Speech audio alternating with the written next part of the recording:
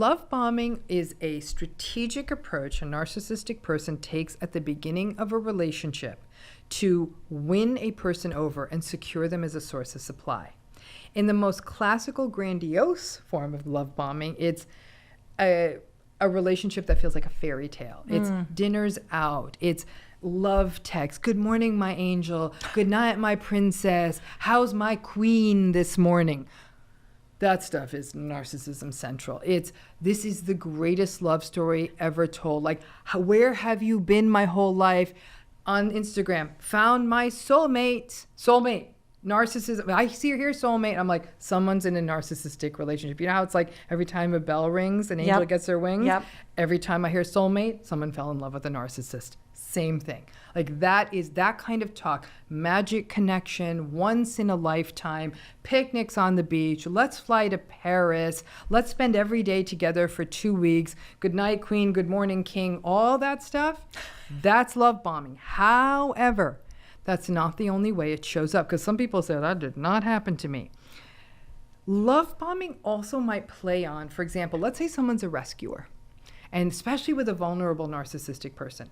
Vulnerable narcissists are really, really good at pulling for pity early in a relationship. Like, you know, I'm so lucky I met you. You're such a good listener. Like, nothing's ever gone right in my life. And you come along, you're listening. Like, I guess my luck's changed, but oh my gosh, thank you. And so you're like, my project, I am going to save them. And if that's your thing, then they are the ultimate. They're like a fixer-upper of a human being. So you're like, no, I know a guy. I'm going to introduce you to this guy. Like, your car's not working. Oh, please take mine. No problem. Or I got you. Like, we're going to make your dreams come true.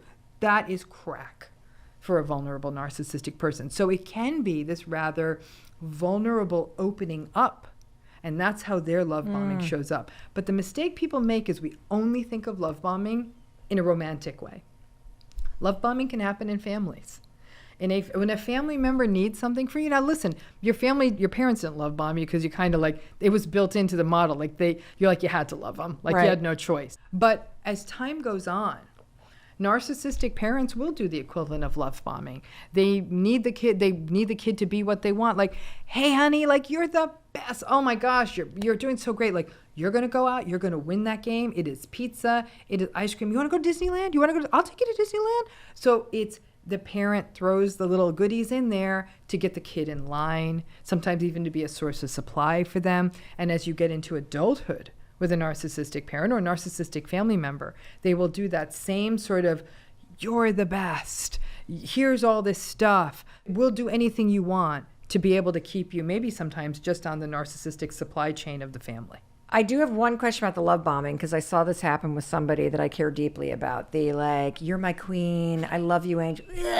And the problem is when that happens to you as a human, you literally do think you found Prince Charming or you found the one. And like all of your chemicals in your body are going bananas because you are attracted to this person. And they're like, what do you do?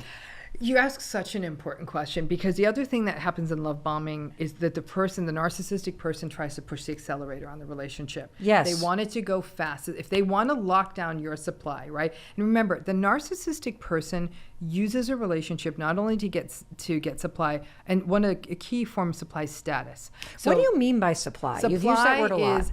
Is the admiration you bring a person, the validation you bring a person. It could be your attractiveness, it could be money, it could be social status, it could be sex, it could be time, it could be novelty. Remember, the reason love bombing works is that it's new not only for you, but for them. Narcissistic people are reward seekers, but they don't care as much about punishment. So they don't think about consequences. They think about reward. There are biological theories of narcissism that suggest, like the nucleus accumbens, those areas of the brain that are very sort of dopamine happy parts of the brain, that reward sensitivity, that has been shown in the research to be very much the case, that they don't think about the punishment, the thing down the road. They think about the thing that feels good in front of them. But they are trying to lock down the supply. So if you're a good source of supply, you praise them a lot. You're so hot. You're so cool. You're so great. Let's go Instagram official. You know, anything that's bringing them what they want.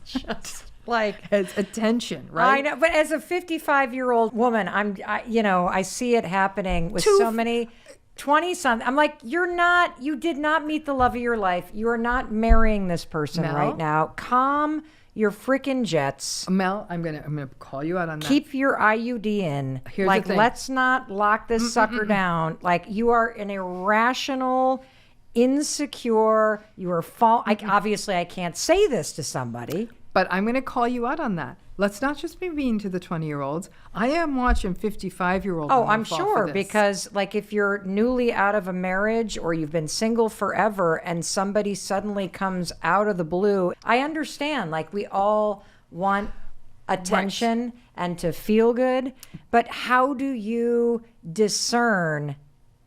I guess because a normal person doesn't go, "You're my queen," 10 seconds after they meet you. That thing is, the narcissist is too clever to say you're my queen 10 seconds. Well, it's after like the meeting date you. that goes for 48 hours. That's exactly right. It's the date that goes on for 48 hours. It's they say goodnight. And think of it. Let's say somebody's been dating a bunch of people who aren't responsive, who wait 3 days to text and all that, which narcissists can do as well. But a really full court press love bomber, they'll send that, "Are you home, baby? Can't stop thinking about you." Ding. And then in the morning, "Good morning, queen. I just Angel. dreamt about you." Ding. Middle of the day. But the really good love bombers, they don't go crazy. It's not every hour. Maybe around lunchtime, like, "Hey, I hope your day is going well." And then they might even wait a minute. They're still not the second date. They're very, very So tactical. what would happen? Let's just say that somebody hears you and they're taking everything that you're saying to heart. And a couple months from now, you get in a new relationship. You go on this absolutely fabulous date, right? The next morning, "Angel, I hope you slept well. I dreamt about you all night." Like, literally. And so then middle of the day, can't get any work done, can't stop thinking about you, can't wait to see you. That night, another date, goes all night. It's just like, when are we getting married? And you start to go, oh, somewhere in the back of my mind, between the dopamine rush and the sex hormones that are flying through my body, I remember Dr. Romney saying something about the fact that this could be love bombing. Like, is there a stance you could take just to test the waters a little bit where you don't respond for 24 hours? And then, like, is there something to do to interrupt yourself? Okay, because here's you're the not going to thing. stop the love bombing. Have you ever been on vacation to a place like Hawaii or some other tropical island? Not Hawaii, but somewhere else. Some other yes. tropical yes, island. Yes, Because yes. you've been on a vacation Yes. like that, right? Did you move there? No. You came home. Yeah. Would have been nice to stay there. Umbrella Yeah. drinks, Yeah. days in the sun, reading the book, right? Like, telling people to interrupt the love bombing is telling people, you just got to Maui, come home. Stay in Maui for a week. Have some fun.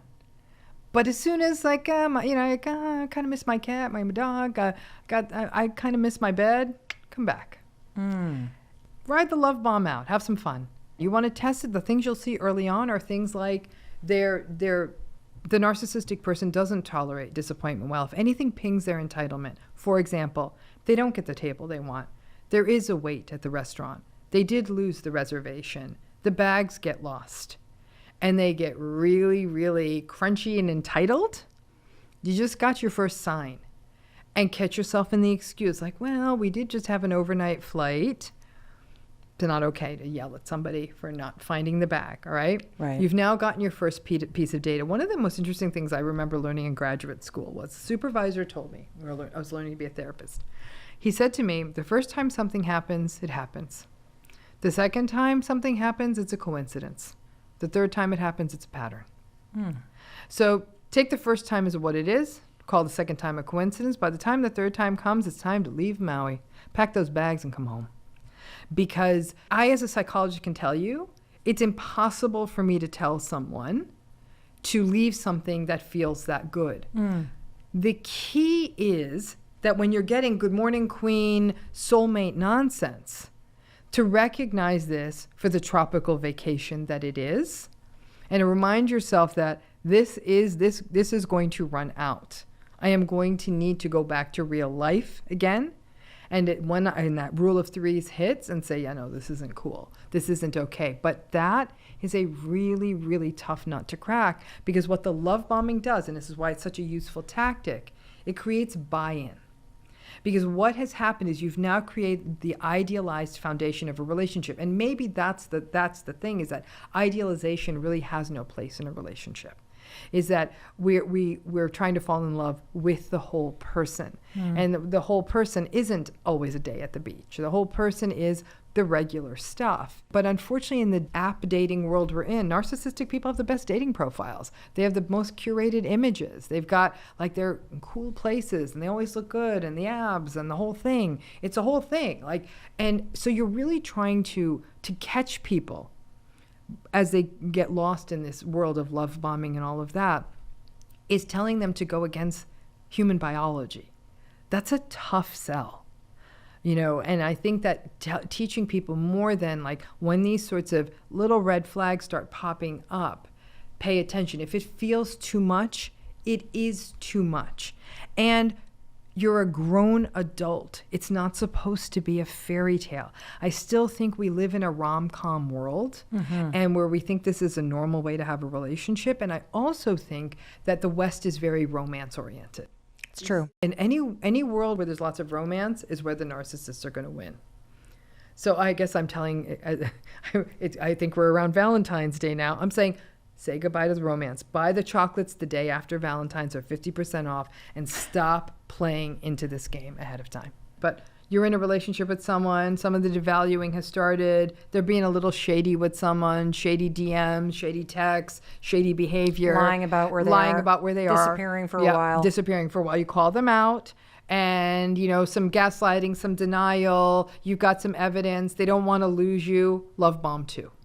Right, so the second love bombs are usually for them to restabilize the ship and to get the validation and to get your supply back the way they want it. But the thing is, you'll also have these cycles where they will behave badly and then they'll behave well. They'll have a good day at work. They'll be really nice. They'll say, let's go out to dinner. And then 2 days later, they are gaslighting you and chiding you and humiliating you. See, now I'm back to going, I think I'm a narcissist. Because, you know what I mean? Because I listen to you and I'm like, okay, I have a good day at work, then I have a bad day at work. Right, but how do you treat other people? Are you mean to the people in your life? But that's my point. Listen, on our good days, we're always a little nicer. I just had this conversation with someone this morning because I had a terrible night last night. 5 hours of work hell last night. And I was in the worst mood. Talked to one of my best friends that night. And I said, I'm about to be a terrible person to you. I love you so much. And she's like, I got you. Go. So it wasn't like I went in there and I wasn't trying to hurt her, but I knew the things I was going to say were going to be abrupt and icky. I had self-reflection. She is a good friend. She's like, all good. You never need to give me a disclaimer. I love you. And then we had the conversation. This morning, I had such a terrible day, it lingered into the morning. And I was talking to someone and I said to him, blah, blah, blah, la, la, la. And I said, I'm so sorry that you're on a trip. I don't want to harm your trip. He's like, no, I get it. And I said, and now I have to jump abruptly because I've got to go. I've got to get to Mel's. And now I feel bad that you're here after having such a bad day. You know what I mean? You've lifted I'm sorry. But you see these dances we're in, like, yes. Oh, I'm so sorry you did that. I'm like, oh, sorry to my friend and to this other person I was talking to. So that awareness that we give, we say, I am so sorry. Please, I ahead of time, I don't want to say anything that hurts, but I'm not in my best right now. I'm showing an awareness that other person is prepared. I might even say, I'm so sorry. All I did was talk about myself, this conversation. I just had to let this go. There is an awareness. Now, next time I talk to these people, I'm going to call them both this evening and say, how are you doing? I hammered on about myself. That a narcissistic person's not going to do that. Do you see the difference? I see the difference. I had the good day, I have the bad day. You have the good day, you have the bad day. You have the self-reflection on the bad day. Do not scream at people who might say, I'm not going to be my best tonight, or tonight's a pizza night, or could I have an hour to myself? Yeah, that makes a lot of sense. I love this concept in your book, It's Not You, of the C-suite as being the gateway to love bombing. Yes. Can you explain what that is? Yes. So we're talking about narcissistic relationships and how terrible they are, right? And how it can be in a whether, especially in an intimate relationship, but in any relationship. You're thinking, well, why are we running away as soon as we see them yelling at the server? Yes. Because everybody's vulnerable to these relationships. And this idea that are there some people more vulnerable than others? No. And that's the C-suite. Why are we all vulnerable to them? Because they are charming. They are charismatic. They are confident. They are curious about us. They have great credentials. And in a weird way, especially if we had narcissistic parents and we meet a narcissistic person in adulthood, they're even a weird source of comfort because it's our chance number 2 to win over the person who is not fully loving us. Like, I know this game. I'm going to be fabulous and I'm going to make them love me because that's how love works, right? I'm going to earn it from them. Because if someone just rolls up and loves you, you're like, that's boring, right? That's the thing you push back, you get. But that, especially the charisma, the confidence, the charm. I mean, it's an odd thing to tell people when Why someone's isn't it charismatic. there all the time, though? You know what I mean? Like, this is the thing that's so damn it's confusing. a transaction. It's a transaction. They're trying to get your supply. They know, again, it's that conscious knowing how to turn it on and turn it off. Any of us, I mean, you must know, Mel. You said you know narcissistic people. Tell me they were not some of the most charming, charismatic, shiny, sparkly people you've ever known. It's true. So what is love bombing? So love bombing is it's where the charm and charisma turn into behavior. It's the early phase of any narcissistic relationship. We tend to only use this term for romantic relationships. It can happen in friendships, workplace, you name it, anywhere. It is this intense and overwhelming, I'm going to call it a courtship, where a person it's almost an obsessive fascination with you. Is a person trying to win you over. The classical kind of tropey love bombing is on your first date, you go to the best restaurant in town, then they get the concert tickets no one can get. And on your third date, you fly to Paris and you dance till 6 a.m. on the beach. And it's so exciting. And they make a scavenger hunt for you and they get you gifts. And every Friday, there's a dozen roses waiting for you. That's love bombing. It's fairy tale. It's larger than life. But I think if we only use that trope, it's tricky. Yeah, I was just going to say, it's too who simple. can afford to do that? I'm like, that's how do you do that on a blue collar budget? I'll tell you how. Tell me how. You take people to whatever is considered the best restaurant to your budget. Like the person's still going to think that's great. They'll say, let's go on a drive to wherever the cool place to go on a drive is. I'm going to show you the coolest view you've ever seen in your life. They'll buy things. It might not be. It's like the whisk you off your feet. I'm proving to you. The good night, princess. Good morning. I can't start my day without thinking about you. And then there'll be subtle things like take a picture where you're at. I just want to see where you're at. To me, that's this person stalking you. Why do they need to know where you're at? Of course, I am the anti-romance. Do not find me on Valentine's of those Day. Is fine. Not but not on the second date. Okay. Right. But it's a lot of that. It's intense contact. But love bombing just doesn't look like that. Love bombing may become really intense, almost oversharing really early in the game. Like they're laying out like this really deep, profound, true or untrue story about their past, about their childhood, about what they're feeling. And for some people, that's the play because they'll say, oh my gosh, this person's sharing so much. They're so vulnerable. And now you're kind of in because they've shared so much. Love bombing can be too much time together. Our first date lasted 2 weeks.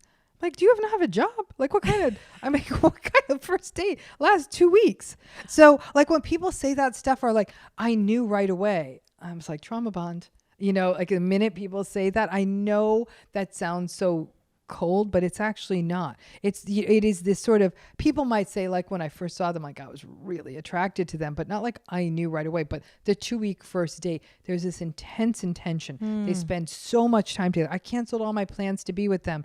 It was so, their lease came up and we'd only been together a month, but we decided to move in together. Fast. The fastness is also a part of love bombing. It's an intensity. It's what I call an intense indoctrination into another person. They are winning you over. When you're being love bombed, you're so distracted by the sharing, by the obsession, by the texting, by the emails, by the gifts, by the quickness that you're not noticing the red flags. So what do you do if you're a friend? Because I think oftentimes, if you see this happening to a friend or you as the friend on the outside start to have the red flags go up and you say something to your friend, maybe you guys should take it a little easier. Or, I hear he wasn't that great with his last girlfriend, or like you just tried. Like, how do you approach it if you're the friend? Don't drop a dime on the other person, because the minute you What do try you to mean, drop a dime? meanings like, I heard they weren't great with their other person. He's moving real fast. It's something we learned from doing treatment with substance users is do not make them defend their behavior. And don't make him defend the narcissist. The minute you say he wasn't great with his former partner, yeah, have you ever met his former partner? And now they're defending them. Never do that. You got to find the back door. So how do you find the back You door say with a things loved like, one? you say, how are you, talk to me about your new relationship. How are you feeling? How are you doing? And they'll tell you the story. Wow, that's a lot happening. How do you feel about that? You might be more likely for them to say, yeah, it is a lot. Like, I'm trying to go with it because I've always thought like I don't deserve a fairy tale. Now I'm getting the fairy tale, and say, what feels fairy tale-ish about that to you? You're trying to get them to talk without getting them to defend the narcissistic person. Listen, I'm basically trying right now to train people to use therapy tricks here. Right. But that's really what it is, because I think we're so quick to say, I don't like him. The first thing they're going to do is defend him.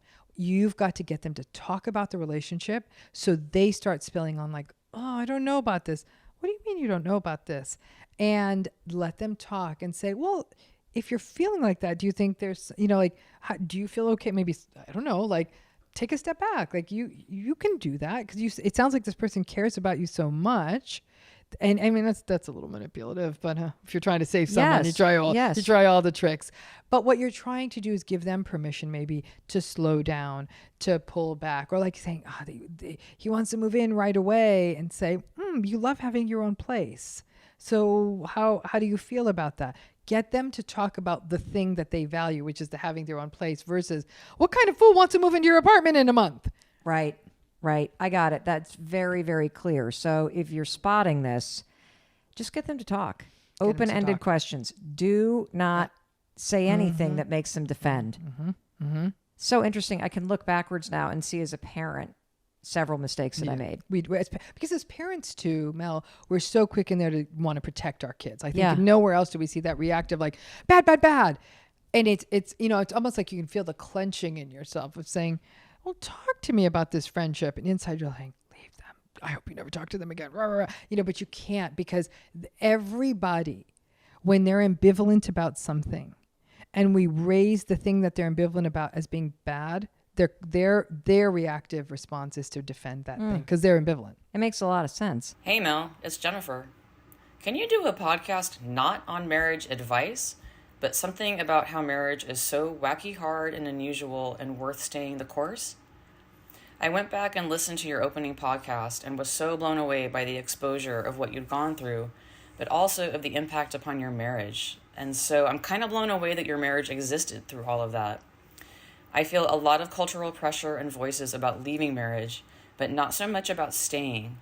Like maybe the pendulum has shifted generationally from, quote, stay for the kids to, quote, leave to make yourself happy. But isn't there another way, another kind of perspective on the why of staying? Do you think you could talk about that?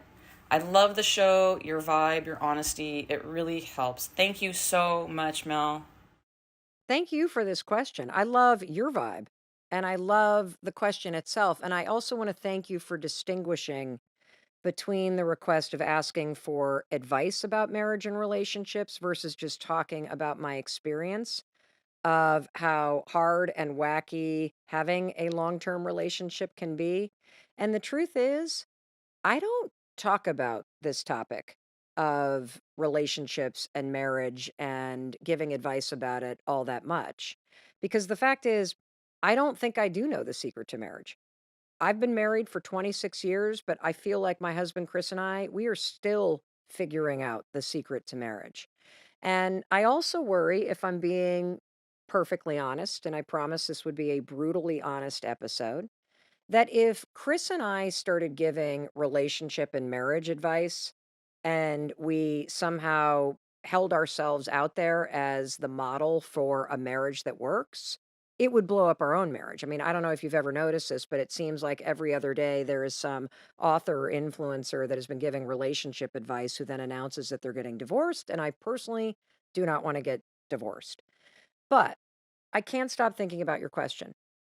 And you're not the only one who has been asking me to talk about the secret or the strategies or just some of the things that Chris and I have learned along the way after being together for 28 years and being married for 26 years. So, Jennifer, after much trepidation, I decided, fuck it, I'm going to answer this.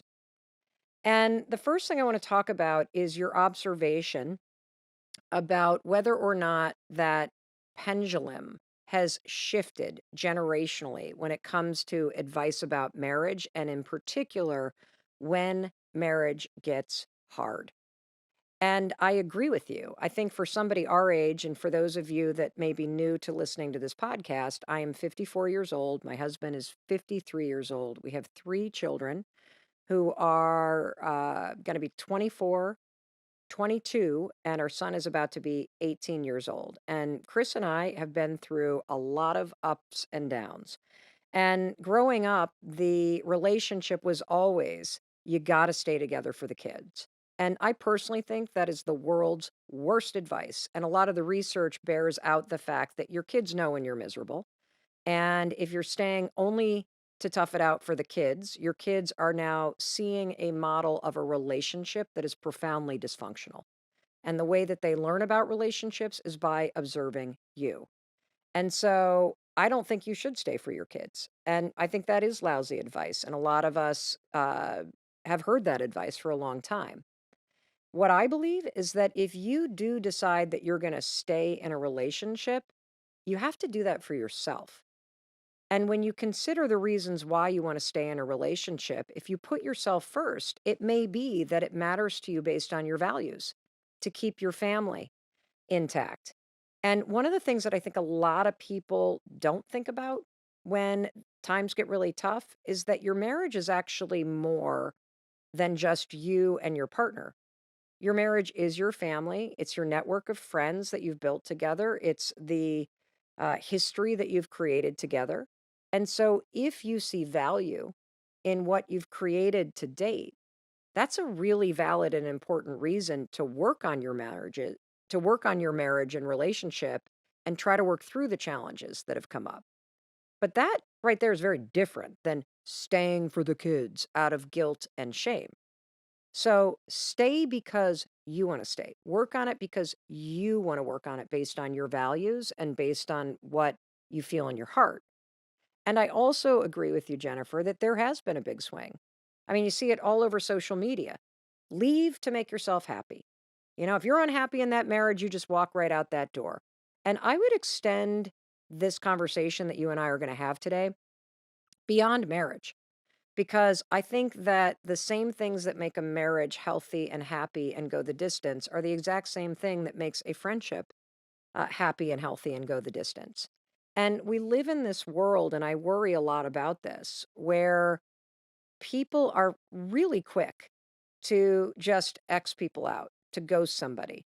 That, I'll tell you something about being in the content space. Anytime you put up something on social media and you talk about narcissism or toxic behavior in other people, the post goes crazy. People love to just talk about other people being toxic. And I worry about the fact that we have gotten to a point where the pendulum has swung and people are starting to feel like when things get tough, I just leave. When somebody's a jerk, I just walk out. If they're the problem, then nah. And the fact is, the exit door is usually not where you find the best answers. That's typically the easy out. I have found over and over and over again that the answers to a better relationship are usually in the mirror. And so, what I want to say about that is this: if you're in a relationship with somebody who's abusive, leave. If you're in a relationship with somebody who's narcissistic, leave. If you're in a relationship that makes you absolutely miserable and you have tried to work through everything, you should leave, and that will make you happy. But if you're leaving because you don't want to do the work, that's a problem. And that habit of bailing when things get tough, you're just going to take that right into the next relationship. And that's why I am saying it's not necessarily the answer that's going to make you happy. So the reason why I think that it is important in a friendship or in a marriage or a relationship to stop yourself from walking out the door and just pause long enough to do the work to stay is number one, I don't know a single person who has truly put in the work to repair a marriage or a friendship who regretted it. But I do know a ton of people who just got frustrated and got divorced, and they now regret that they didn't try harder, or that they now miss friends that they ghosted or stopped talking to years ago over something stupid because they were too afraid to have the hard conversation. And so I do, based on the 28 years that I have been in a relationship with my husband, I have seen this over and over and over again. So if you are willing to put yourself in pause and attempt to repair the marriage or the friendship, you're not going to regret that effort. Second, and I've already alluded to this, a marriage isn't just a relationship that you have with your partner. It's the community, it's the friendships and the networks that you've built, it's the history that you have together. And so when you end a marriage or a friendship, the truth is, you basically blow apart all of those things. And so that's another reason why it's worth trying to work on it.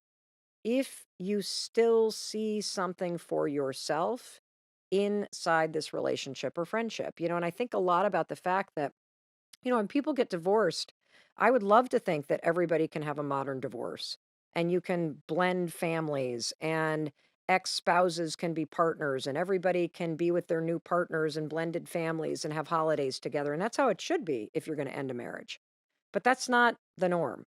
And so I just want to be honest because I don't think we think through these things, that you won't have the same relationship with the sister-in-law that you love. You will not be going to your old in-laws, if you adore them, for the holidays anymore. Friends are going to feel funky because they're going to feel like they got to go with the one or the other in terms of your relationship. And that just is how it is right now. I wish it were different, but I promised you I'd tell you the truth. And now I want to just deliver even tougher love about whether or not you decide to end this marriage. Because the fact is, let's just say that you end this thing, right? What are you going to do? Oh, I know exactly what you're going to do because you've also seen this a million times. Once you get out of this marriage, you're going to be highly motivated to get in the best shape of your life, to get back out there, to get healthier, to be more private, to be more vibrant. Why? Well, so that you can attract somebody better. What if you were to just do that now? I mean, why not do that now for yourself? And, again, I want to say don't stay with somebody who's abusive. But if you're sitting there bitching to your girlfriends or your guy friends or just your friends in general and your family that you've become roommates and that your spouse is no more fun and you don't know who you're married to anymore, but underneath all that, you just wish it were better, you still love this person, don't just throw in the towel because you're frustrated. Do the work.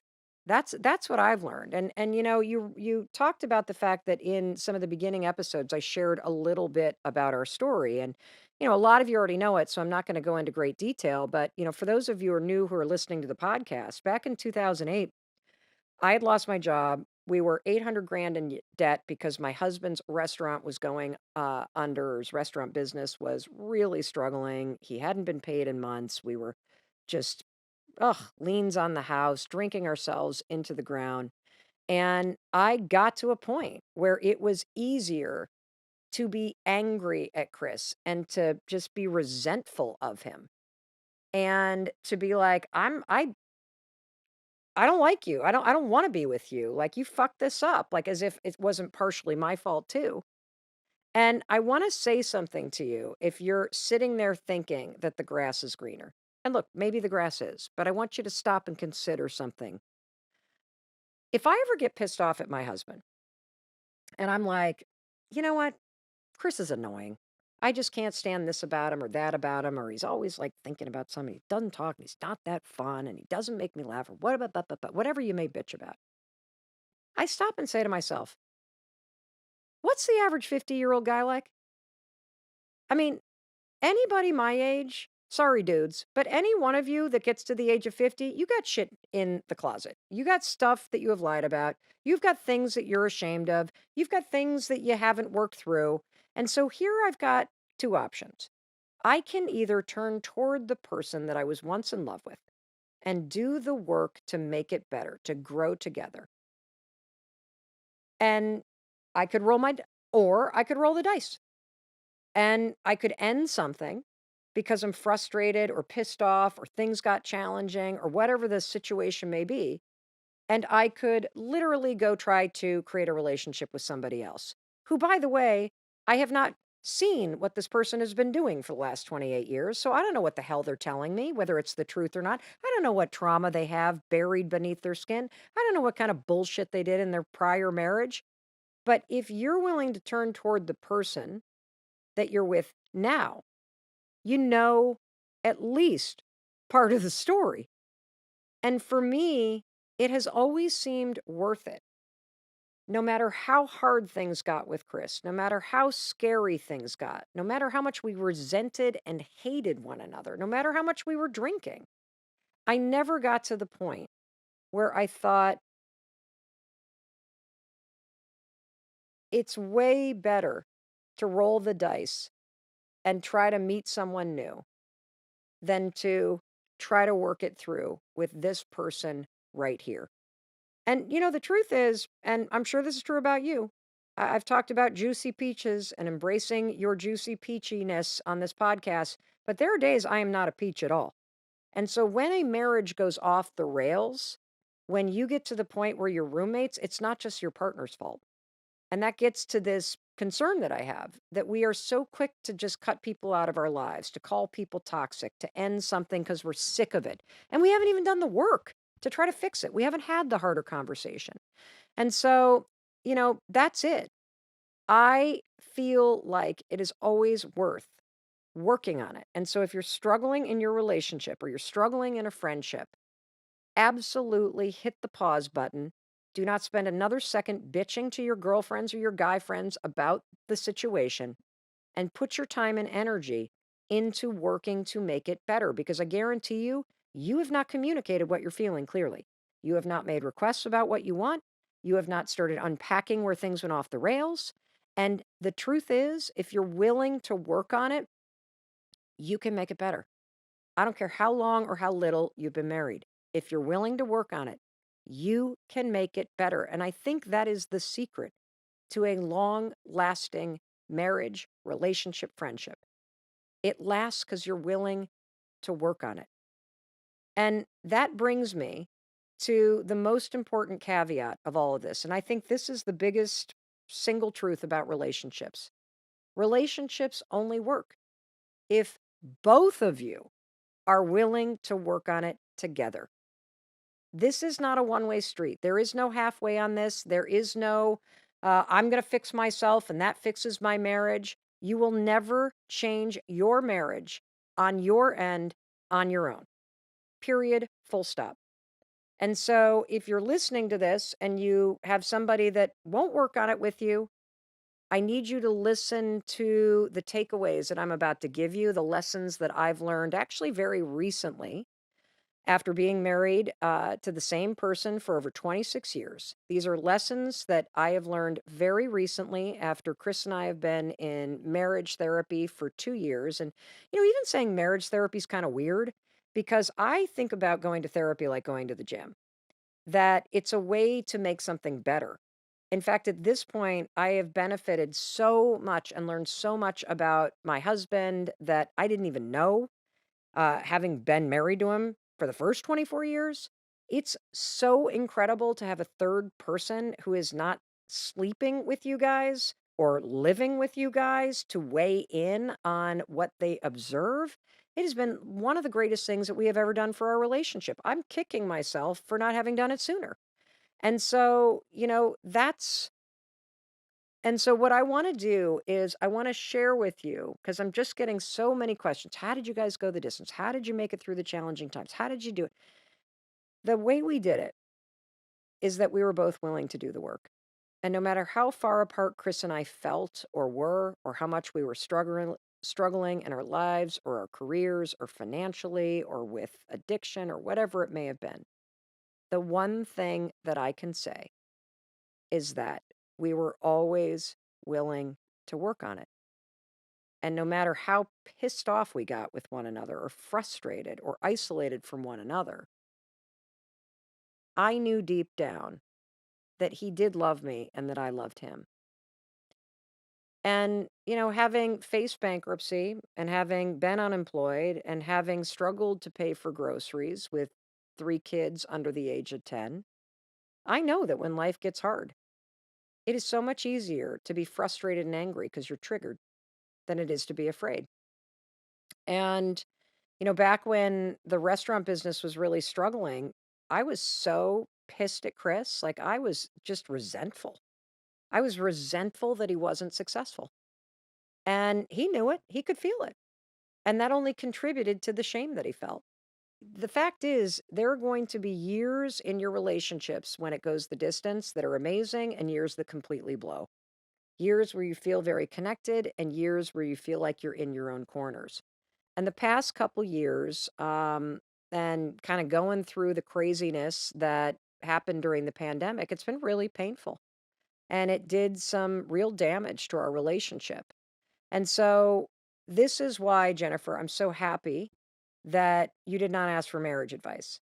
Because, again, I'm going to say everything I'm about to share with you, these are not the secrets to the perfect marriage. I am not the expert in what your marriage should look like. I like to keep my marriage between Chris and I. In fact, there are things that Chris and I talk about with our therapist that our kids don't know. You want to know why? Because it's not their fucking business. And they shouldn't know. And your kids are not your therapist and they're not involved in your marriage. And you shouldn't be talking to them about the stuff that you're mad about related to your partner. It's terrible to do that. Work on it with your partner. Because the more time you spend complaining and griping about your partner to your friends or your family, or dear God, do not do it with your kids, you need to be spending twice that amount of time talking to your spouse. See, that's why you're not connected. That's why you have problems, because you're not actually talking to your spouse. So, when we first started seeing a therapist, it was in 2020. And we decided to go to therapy because we had some major things going on. Because obviously the pandemic turned our life upside down, and we were both at our wits' end and we were fighting a lot. And here's one of the first things that our therapist said to us, and it really has stuck with me. And I think that framework will really work for you. This framework will be really helpful for you too.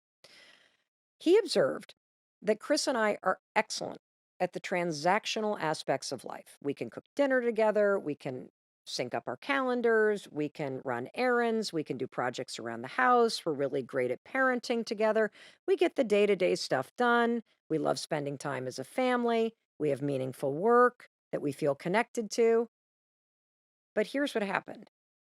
Somewhere during the past probably 5 to 8 years, we got so swept up in the doing that we stopped being connected.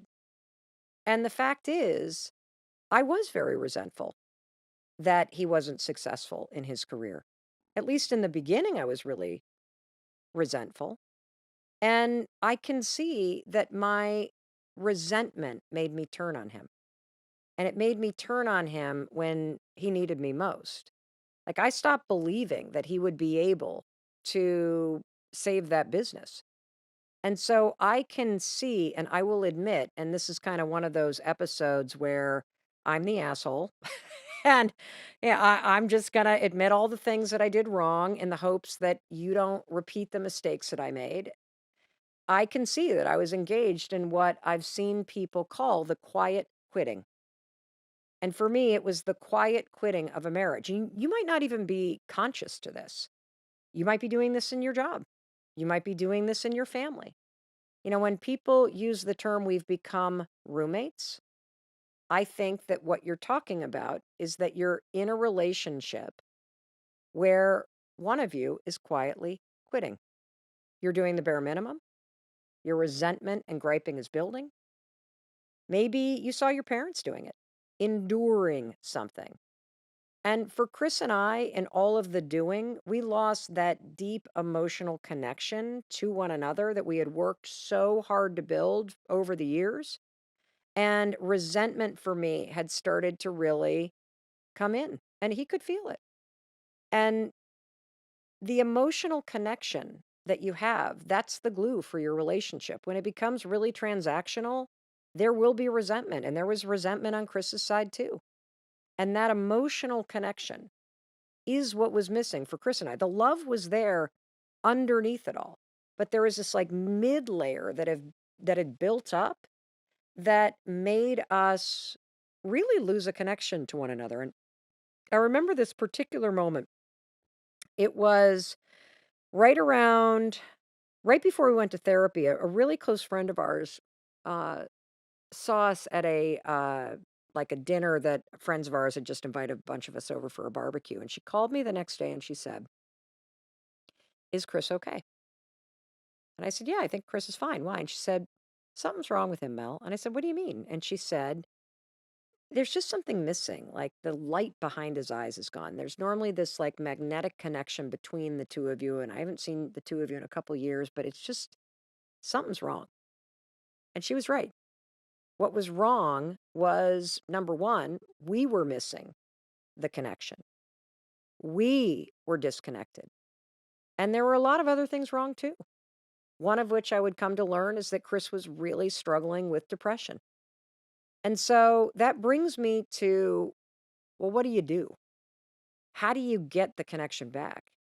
Mel, if I'm going to hit the pause button and before I just shove the middle finger in the air and say, "You're the problem, I'm out of here, I'm going to be happy, I'm leaving, I'm done," what do I want you to stop and think about before you do that? Well, there are 6 things that you got to do, in my personal opinion, that you can do and that do work if both of you are willing to work on it. Can we Yeah. talk about that? Confusing being triggered with being in love. Dr. Yep. Franco, let's Yeah. unpack this. Yeah. So if you're anxiously attached and you're triggered, someone's triggering your wounds of abandonment and you're feeling high arousal because of that. You're feeling very strong emotions because you're feeling triggered and wounded. It's like hurt. Hurt is like a high arousal emotion, and so is excitement, and so is thrill, right? And so it can be easy to feel like, I like this person because they're making me feel high arousal, which is high arousal is present in pain, high arousal is present in excitement. And so you're being pulled in. It's funny, when I was like more anxiously attached to people, it'd be like I would want to be with this person until they'd want to be with me. And then I'd feel like, oh, and now I'm less excited for some reason, right? And that's a sign that, oh, I was being pulled in by this wound of abandonment that they were triggering that made me want to find my sense of self again through getting them to like me. It was like I was trying to get my sense of self through being in the relationship with this avoidant person.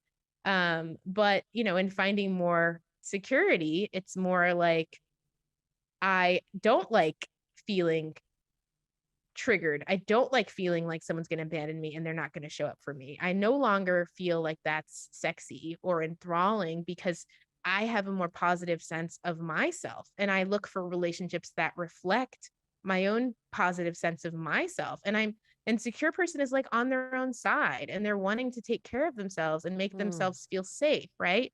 And so they're attracted to places that make them feel grounded and make them feel safe in that way. Let's put the shoe on the other foot and talk about that same trigger versus love from an avoidant attachment person. What would they be feeling in terms of how they collapse, a situation that's triggering with love? So here's the confusing thing about attachment. When you're falling in love, it can sometimes replace your attachment style a bit. So it may take you a year to kind of figure out what someone's attachment is. Like everything can be going great and you're connecting and there's a lot of intimacy building. And then a year in, once you start living together, you're just like, who is this person? Like all of a sudden they're so closed off. All of a sudden they're so demanding of me. Like what the heck happened? It's because like all of the like chemicals that are released, this cocktail of chemicals when you're falling in love can be so powerful that they might replace some of your underlying wounds and triggers and make you feel pulled Mm. into this relationship even when you're afraid of intimacy. So you can carry both of those things at the same time. So sometimes you'll see like people feeling secure with each other for a year when there's all of this cocktail of emotions, avoidantly attached people feeling comfortable with connection and intimacy, right? And then after a year, after some time, all of a sudden those avoidant feelings come up and all of a sudden they're like, I want to get out of this. All of a sudden they're like, I need to pull away. All of a sudden they're like, I feel really suffocated. All of a sudden they're like, my partner expects too much out of me. And so that is the really confusing thing. That's why it's so like hard. I don't know, really pat on the back to all of us who are just able to sustain healthy relationships because it's so hard. Um, but I think that's, what we can kind of tend to see. And I think the avoidant person, their template for intimacy is that people aren't going to respect their boundaries, is that they can't necessarily trust people. So when the anxiously attached person is like pushing too much or not respecting their boundaries and demanding a lot from them, again, that's part of their template for intimacy. It's not that someone's going to be loving and, hear them out and take their perspective into consideration. So in that way, the insecure attachment, it kind of fine tunes our expectations in relationships so that insecurely attached people, because their expectations of others are that other people will relate to them in an insecurely attached way, they're more willing to accept when someone does so in their life. Whereas the securely attached person, because their expectations of others is that you're going to treat me nicely, you're going to be loving towards me, you're going to be accepting of me, you're going to be kind toward me. When people aren't that way, they're like, this isn't good for me and this isn't a good fit for me. You and I are going to have a conversation about the most important relationship that you have in life, and that's the relationship you have with yourself. I am going to introduce you to a habit that I want you to practice immediately. It is a habit that is based on profound research, and it is a habit that will help you improve the relationship you have with yourself. It will impact your happiness, your sense of control, your confidence. This is the Mac Daddy of all habits. You master this habit, you improve the relationship you have with yourself, and this is like the first domino. You know how in dominoes, when you line them up, there's that one domino that, boom, you knock that sucker over and woohoo, I can't even, all the other dominoes fall. So we are talking about the gateway to creating a positive ripple effect in your life and improving the relationship with yourself. And also, it is the secret, this habit, to self-acceptance and self-love. We know we should love ourselves. We should be kind to ourselves. We should accept ourselves. But nobody knows how to do it. And that's what this entire episode is about. I am going to boil the how down to one extraordinarily simple habit backed by a crazy amount of research that we will link to, and my own research study involving 175,000 people from 91 countries who tried this habit for 5 days in a row. So that means we've got data points that stack up to 175,000 times 5. I don't even know what that number is, but it's pretty big. This works. It's high-fiving yourself every morning in the mirror as part of your morning routine. That's it. And I've got the research to prove it. I've got studies to prove it. And what we have found based on our research is that it takes less than 5 days for you to have an absolutely profound breakthrough in your relationship to yourself by simply adding a high five in the mirror once a morning to your morning routine after you brush your teeth.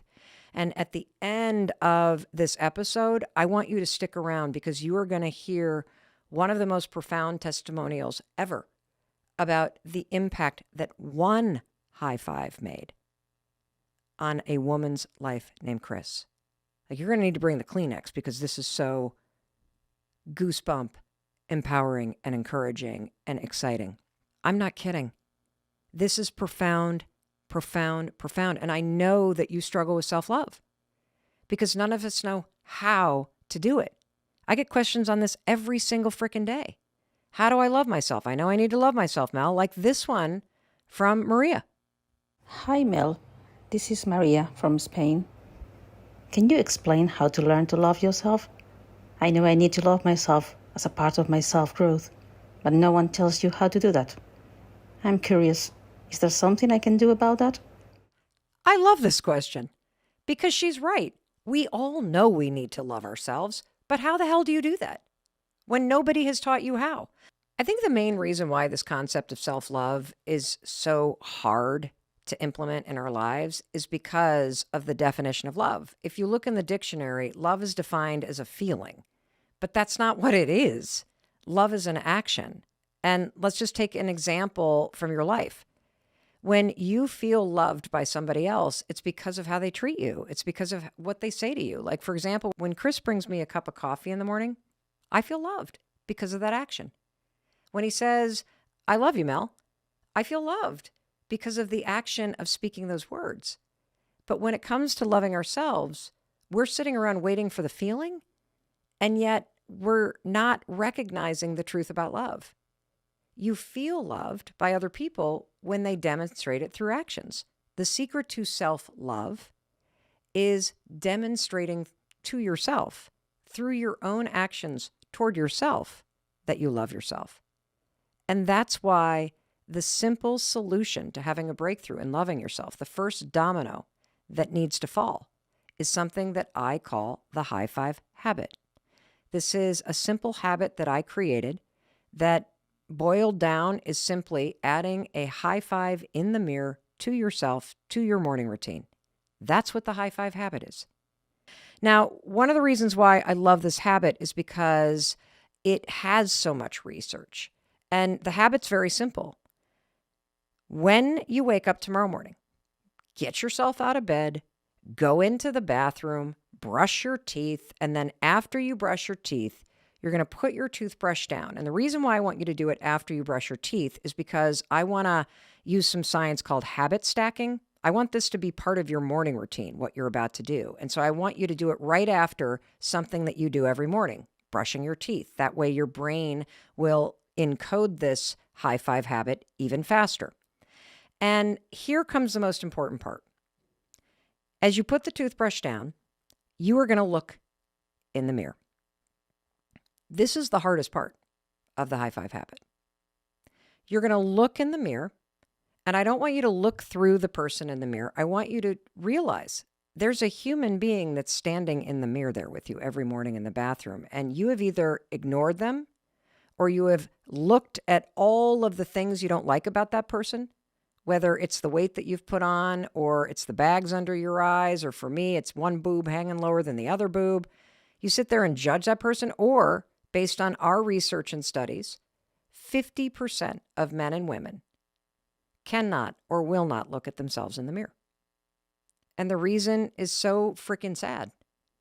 It's because they don't like the person they've become, or they have so many regrets in life about things that they did or the place that they thought that they would be, that they can't and won't look at themselves in the mirror. And if you can't look at yourself in the mirror, let's just stop at that right there, because what do you do with somebody you love? What's the action when you see somebody you love? You look them in the eyes. That gaze, eye to eye, gives you not only dopamine, but the oxytocin that is in your brain. It is powerful. It's an act of love to really make eye contact and hold a gaze with love and compassion behind it. So if you can't do that and you're not doing that, you're every morning demonstrating not love, you're demonstrating rejection and criticism. And so first step of the high five habit, you are going to put your toothbrush down and you're going to look at yourself in the eye. And it's going to feel weird if you don't normally do this. And the next part of this is very simple. Whenever you feel ready, you're going to raise your hand and you're going to high five the person you see in the mirror. Now, one of two things will happen when you do this. And again, I have so much data on this. I know, because we've studied what happens. What's going to happen when you go to high five the mirror is you will either laugh out loud, and you'll laugh out loud because it's kind of dorky and funny. That's what I did the first time I high-fived myself in the mirror. But you're also laughing because your brain recognizes a high five. And so one of the coolest things about high-fiving yourself in the mirror is the science involved. It's called neurobics. You're using research in a field called neurobics, which is when you marry a physical action with a new positive thought you want to create. They've studied this at MIT. They've studied it all over the world. It is the fastest way to create new neural pathways and new thought patterns, to marry physical action like a high five with a new thought. And here's where the high five in the mirror gets really cool. So you're leveraging neurobics, all of this sort of physical activity plus neuroscience. You're also getting the benefit of the release of dopamine.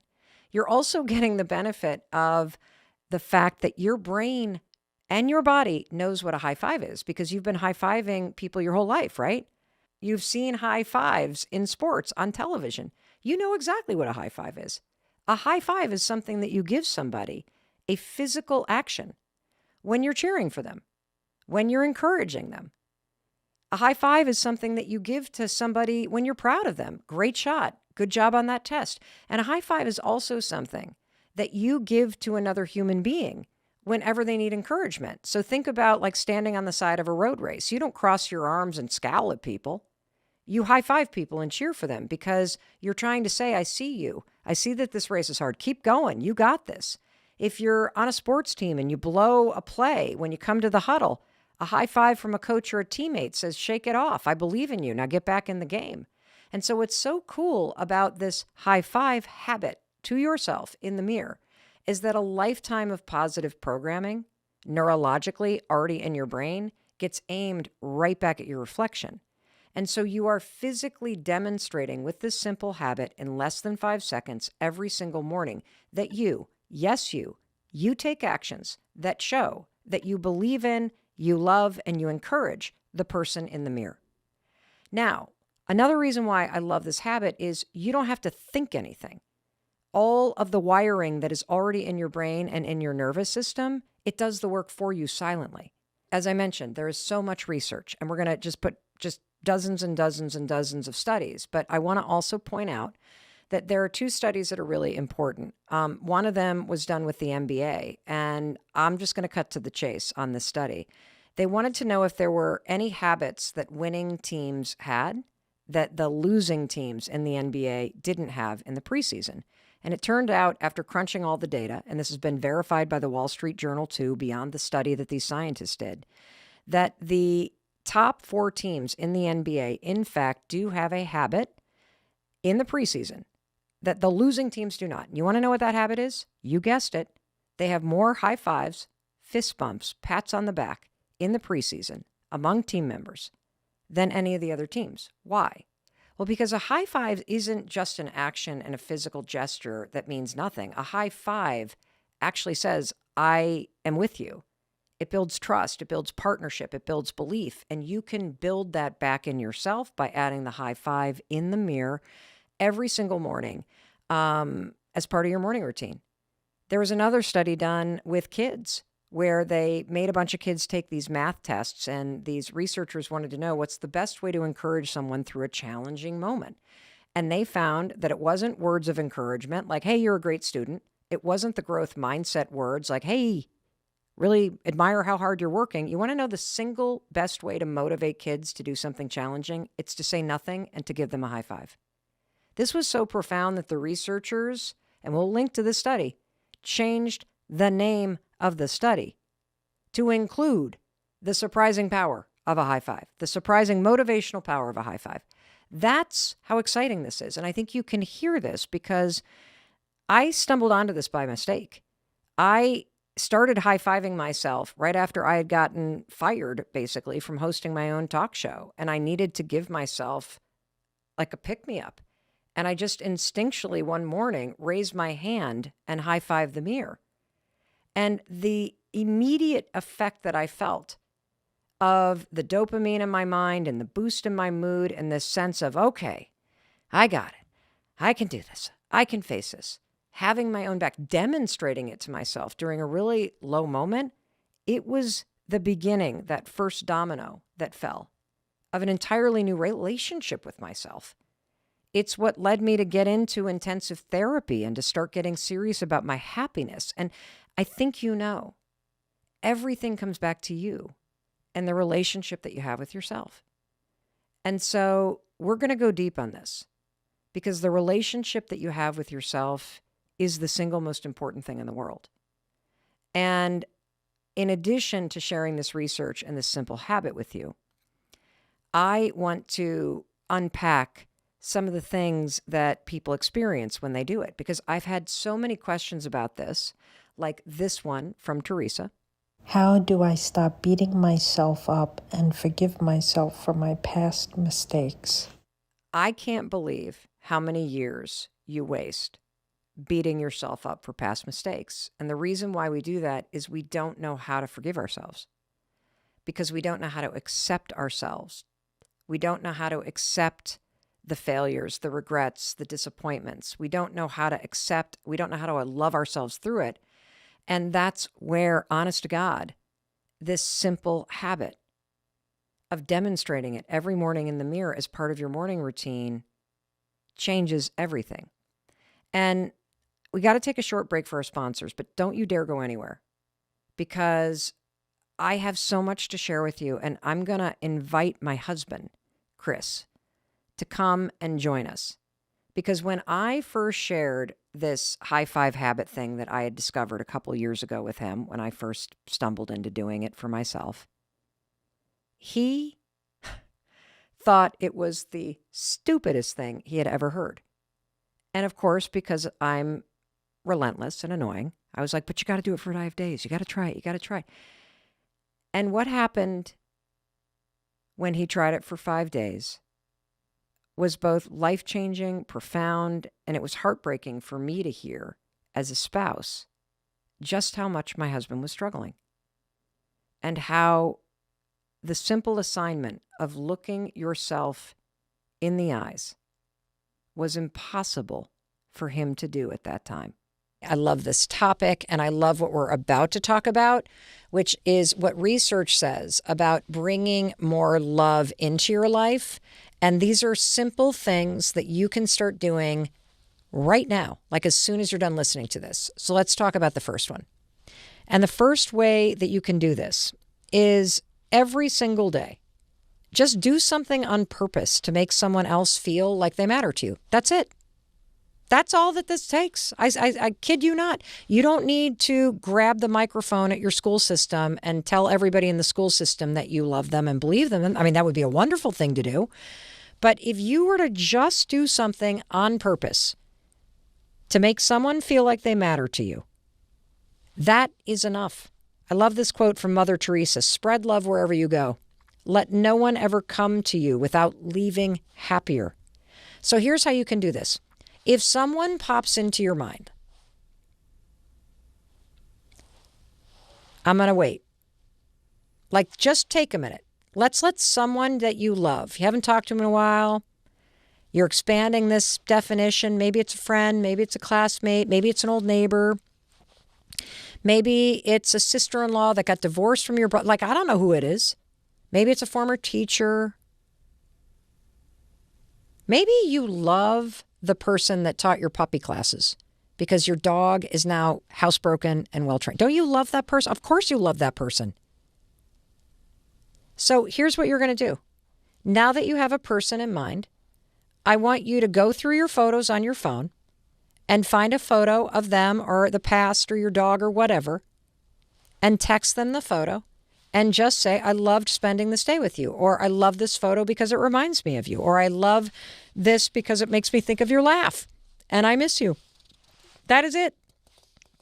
That is it. It is literally that little that will bring the experience of love into your life. And there are two pieces of research I want to pull into our conversation, because most of you will listen to me and you won't do it. And I'm going to remind you, this is not just a listening podcast, it's a doing podcast. You can listen to me all day, talk all the time about love, but you got to do something. And the research here is really, really cool. So there is this incredible study called the Harvard Study of Adult Development. And the lead investigator is a guy by the name of Dr. Robert Waldinger.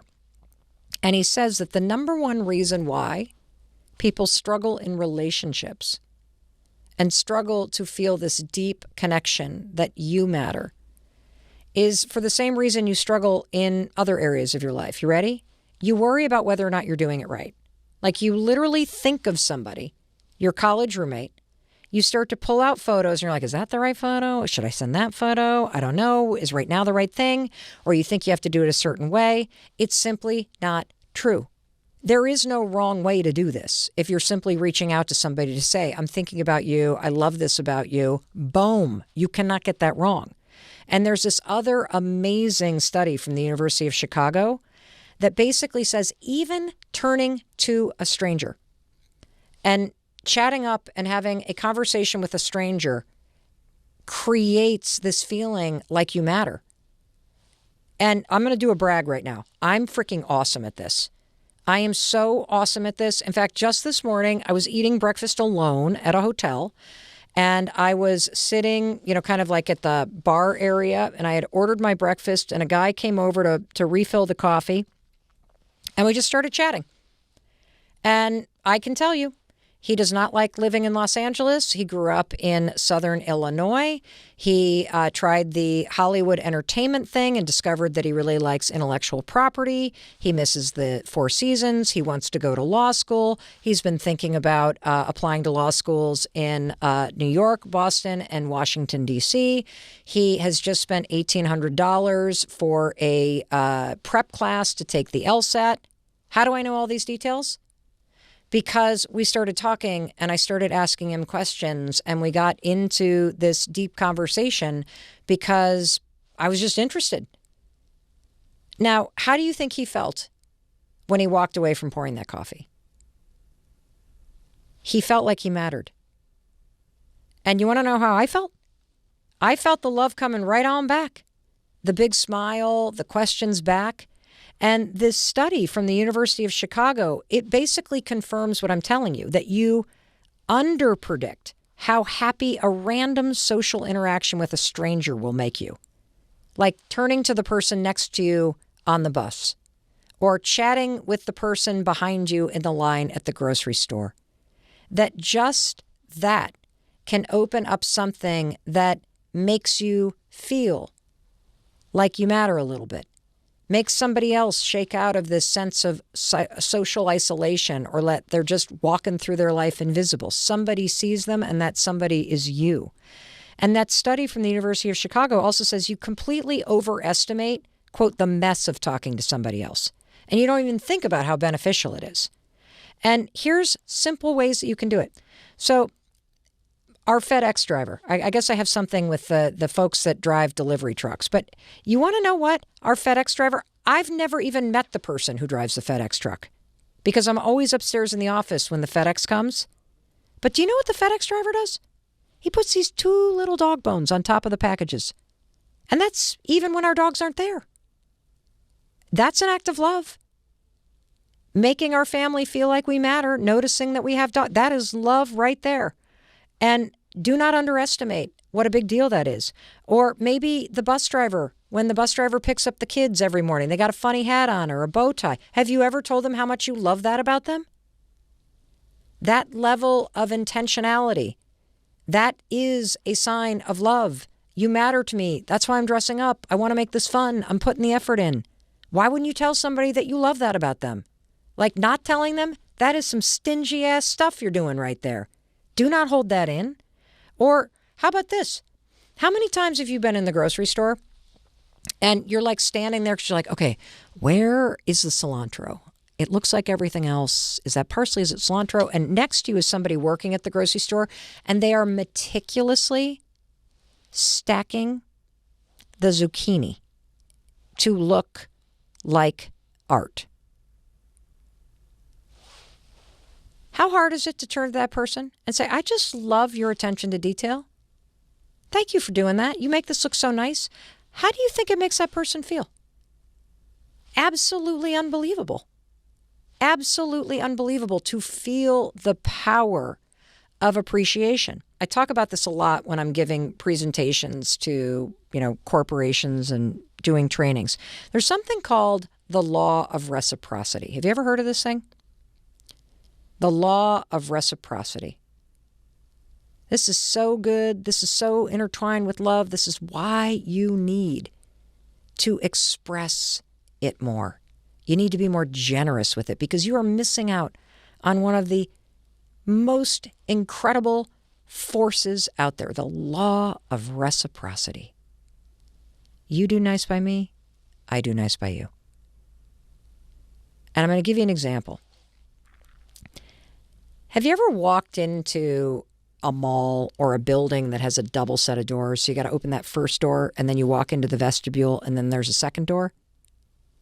If you've ever had that experience and somebody gets to the door before you and they hold open that first door and you walk past them and through the vestibule, right, into the second door, what do? You hold the door for them. Like you basically trip over yourself to get that door open for them. Why? Because by holding the door, they did something nice to you. They made you feel like you matter. And it is part of human nature, the law of reciprocity, to reciprocate. You can be the first domino. The more effusive and generous you are, I love you. I love that you did that. Thank you for showing up. I love this about you. I loved that day we spent together. The law of reciprocity kicks in and you start to experience it back. The second way that you can bring more love into your life, let's look at some of the research from the #1 love researcher, Dr. John Gottman. Dr. John Gottman was asked, what's the best thing to do to improve any relationship? And you want to know what he said? Be a good listener. Be a good listener. I already mentioned the Harvard study of adult development, right? Which is one of the most important studies of all time about relationships. It's basically cited in probably every personal development book that you read. Do you want to know the most basic and important form of love based on this 70-year study at Harvard? Attention. Because when you give somebody your attention, you put the phone down, or better yet, you put it away, and you look somebody in the eyes, and you listen. You're giving them attention, which makes them feel and know that they matter, which unlocks this experience of being loved by you. A lot of us have had the experience of not feeling loved by your parents. Why? Because you didn't get their attention. You didn't feel visible. You didn't feel like you mattered, which is why you didn't feel loved and why you feel like this is some transactional thing that you have to earn. No, it's not. Not at all. When you give people your time and attention, you are making them feel like they matter. And in fact, that brings me back to this podcast and to my newsletter and to YouTube. Every time you tune in, you are giving me your attention. And I do not take that lightly. You make me feel like I matter, which is why I say I love you. Thank you. I love that you give me your attention. I do not take that lightly, which is why I pour my heart and soul into trying to put something out that lifts you up and feels worthy of your time, because I want you to know that you matter to me. And now let's talk about the third way that you can bring more love into your life. And I've been hinting at this sucker hard, and I've been doing it. Tell them. Tell them. In fact, if there's somebody that you love and you don't want to say it, send them this episode. I'll tell them. If somebody sent you this episode, they want you to know they love you and that you matter to them and that they're sorry they don't say it more and that they're going to start saying it more and that they really just love you. They want you to know that. And this is so important, especially in the moment of time that we're living in. I worry so much about how isolated so many of you are. I worry about those of you that write in and say, I'm the only person that says this to you. I don't want that for you. I am happy that I am providing so much empowerment and inspiration. And I want you to know that I do love you, but I want you to experience this more. And it is my request that one of the things that you do is you take this episode and you really apply what I'm saying. And the next time you go to the grocery store, or the next time you're sitting on the bus, or the next time you're talking to your sister, you be the one to say it. Don't sit around waiting for somebody else to say it. You be the one to text that friend you haven't talked to and send them that photo and say, you know, I just really loved that day. And I just wanted to reach out and say, you know, I'm kind of mad that we don't live near each other, but I love you anyway. Ha, ha, ha. I promise you, you start giving it out, it'll start coming back to you. And I think this is especially important in families. That there are some families that are like, I love you, I love you, I love you, I love you, I love you. And we're a little bit like that in our family. And then there are those families where you never say it. I have a very, very good friend who is in his late 50s and his dad's health is declining. And just a couple weeks ago was the very first time, as his father was laying there in a hospital, that his dad said to him, I love you, and I'm so proud of you. And I'm going to tell you something. My friend had been waiting his entire life to hear those words. And I think we make the mistake of assuming people know how we feel about them. And maybe you grew up in a family that doesn't hug, isn't that affectionate, doesn't say those 3 words. I'm here to tell you something. You're listening to this podcast for a reason, because you're the one that's supposed to break that cycle. You're the one that's supposed to break the dam. My friend has been telling his dad that he loves him for as long as he can remember. And 2 weeks ago was the first time he heard it back. And it was so worth the wait. And something interesting happened. I was talking to him the other day and he just had to laugh. He's like, I don't know what the hell happened.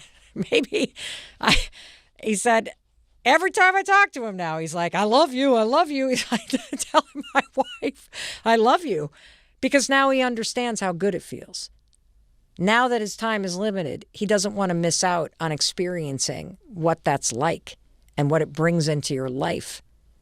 And so it's not just about waiting around to receive it. It's about giving it and giving it and giving it.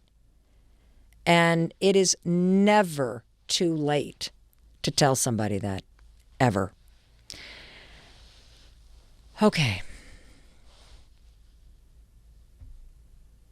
Just kind of letting that sit in for a minute. I'm thinking about all the people I love. I'm about to go see my husband, Chris, and we're going to go see our daughter, and then we're going to go back home. And I'm just thinking about all the people that I love in my life. And even though I've never met you, I am thinking about you. Whether you're in your car or you're walking your dog or you're folding your laundry or you're taking a walk or you're at the gym or you're watching me on YouTube, I wanted to be sure, in case nobody else tells you, to tell you that I love you and I believe in you.